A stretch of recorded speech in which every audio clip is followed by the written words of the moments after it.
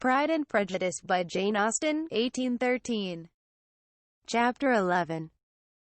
When the ladies removed after dinner, Elizabeth ran up to her sister, and seeing her well guarded from cold, attended her into the drawing-room, where she was welcomed by her two friends with many professions of pleasure. And Elizabeth had never seen them so agreeable as they were during the hour which passed before the gentlemen appeared. Their powers of conversation were considerable. They could describe an entertainment with accuracy, relate an anecdote with humor, and laugh at their acquaintance with spirit. But when the gentlemen entered, Jane was no longer the first object. Miss Bingley's eyes were instantly turned toward Darcy, and she had something to say to him before he had advanced many steps. He addressed himself to Miss Bennet with a polite congratulation. Mr. Hurst also made her a slight bow, and said he was very glad, but diffuseness and warmth remained for Bingley's salutation. He was full of joy and attention. The first half-hour was spent in piling up the fire, lest she should suffer from the change of room, and she removed at his desire to the other side of the fireplace, that she might be further from the door. He then sat down by her, and talked scarcely to anyone else. Elizabeth, at work in the opposite corner, saw it all with a great delight. When tea was over, Mr. Hurst reminded his sister-in-law of the card-table, but in vain. She had obtained private intelligence that Mr. Darcy did not wish for cards, and Mr. Hurst soon found even his open petition rejected. She assured him that no one intended to play, and the silence of the whole party on the subject seemed to justify her. Mr. Hurst had therefore nothing to do, but to stretch himself on one of the sofas and go to sleep. Darcy took up a book.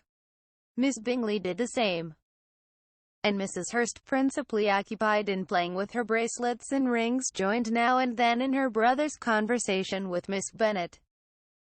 Miss Bingley's attention was quite as much engaged in watching Mr. Darcy's progress through his book, as in reading her own, and she was perpetually either making some inquiry, or looking at his page. She could not win him, however, to any conversation. He merely answered her question, and read on. At length, quite exhausted by the attempt to be amused with her own book, which she had only chosen because it was the second volume of his, she gave a great yawn and said, "How pleasant it is to spend an evening in this way! I declare, after all, there is no enjoyment like reading. How much sooner one tires of anything than of a book! When I have a house of my own, I shall be miserable if I have not an excellent library." No one made any reply. She then yawned again, threw aside her book, and cast her eyes round the room in quest for some amusement. When hearing her brother mentioning a ball to Miss Bennet, she turned suddenly towards him and said, "By the by, Charles, are you really serious in meditating a dance at Netherfield? I would advise you, before you determine on it, to consult the wishes of the present party. I am much mistaken if there are not some among us to whom a ball would be rather a punishment than a pleasure." "If you mean Darcy," cried her brother, "he may go to bed, if he chooses, before it begins. But as for the ball, it is quite a settled thing. And as soon as Nicholas has made white soup enough, I shall send round my cards." "I should like balls infinitely better," she replied, "if they were carried on in a different manner. But there is something insufferably tedious in the usual process of such a meeting. It would surely be much more rational if conversation instead of dancing were made the order of the day." "Much more rational, my dear Caroline, I dare say, but it would not be near so much like a ball." Miss Bingley made no answer, and soon afterwards she got up and walked about the room. Her figure was elegant, and she walked well. But Darcy, at whom it was all aimed, was still inflexibly studious. In the desperation of her feelings, she resolved on one effort more, and, turning to Elizabeth, said, Miss Eliza Bennet, let me persuade you to follow my example, and take a turn about the room. I assure you it is very refreshing after sitting so long in one attitude. Elizabeth was surprised, but agreed to it immediately. Miss Bingley succeeded no less in the real object of her civility. Mr. Darcy looked up. He was as much awake to the novelty of attention in that quarter as Elizabeth herself could be, and unconsciously closed his book. He was directly invited to join their party, but he declined it, observing that he could imagine but two motives for their choosing to walk up and down the room together, with either of which motives his joining them would interfere. What could he mean? She was dying to know what could be his meaning, and asked Elizabeth whether she could at all understand him. Not at all, was her answer. But depend upon it, he means to be severe on us, and our surest way of disappointing him will be to ask nothing about it. Miss Bingley, however, was incapable of disappointing Mr. Darcy in anything, and persevered therefore in requiring an explanation of his two motives. I have not the smallest objection to explaining them, said he, as soon as she allowed him to speak. You either choose this method of passing the evening because you are in each other's confidence, and have secret affairs to discuss, or because you are conscious that your figures appear to the greatest advantage in walking.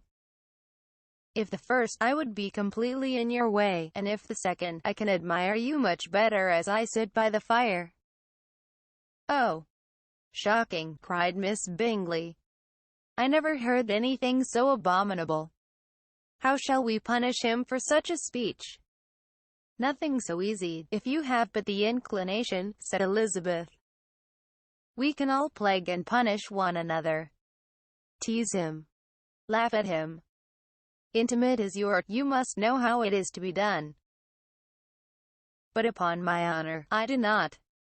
I do assure you that my intimacy has not yet taught me that. Tease calmness of manner and presence of mind. No, no.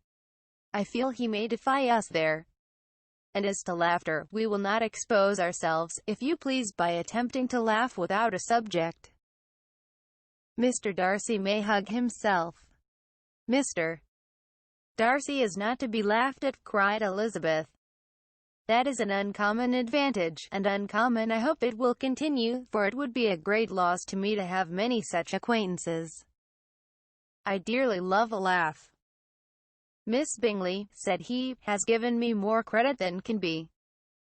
The wisest and the best of men, nay, the wisest and best of their actions, may be rendered ridiculous by a person whose first object in life is a joke. Certainly, replied Elizabeth. There are such people, but I hope I am not one of them. I hope I never ridicule what is wise and good. Follies and nonsense, whims and inconsistencies do divert me, I own, and I laugh at them whenever I can. But these, I suppose, are precisely what you are without. Perhaps that is not possible for anyone. But it has been the study of my life to avoid those weaknesses which often expose a strong understanding to ridicule, such as vanity and pride. Yes, vanity is a weakness indeed. But pride, where there is a real superiority of mind, pride will be always under good regulation.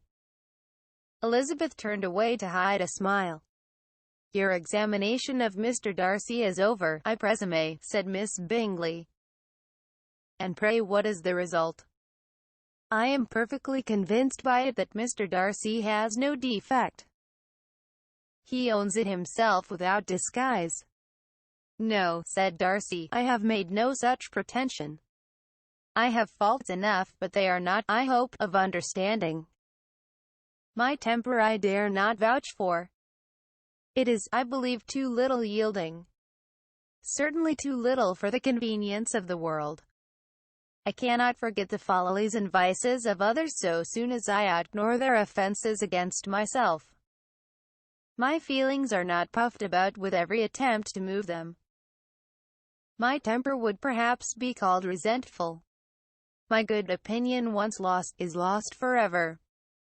That is a failing indeed, cried Elizabeth. Implacable resentment is a shade and a character. But you have chosen your fault well. I really cannot laugh at it. You are safe from me. There is, I believe, in every disposition a tendency to some particular evil. A natural defect, which not even the best education can overcome. And your defect is to hate everybody. And yours, he replied with a smile, is willfully to misunderstand them. Do let us have a little music, cried Miss Bingley, tired of a conversation in which she had no share. Louisa, you will not mind my waking Mr. Hurst? Her sister had not the smallest objection, and the pianoforte was opened. And Darcy, after a few moments' recollection, was not sorry for it. He began to feel the danger of paying Elizabeth too much attention.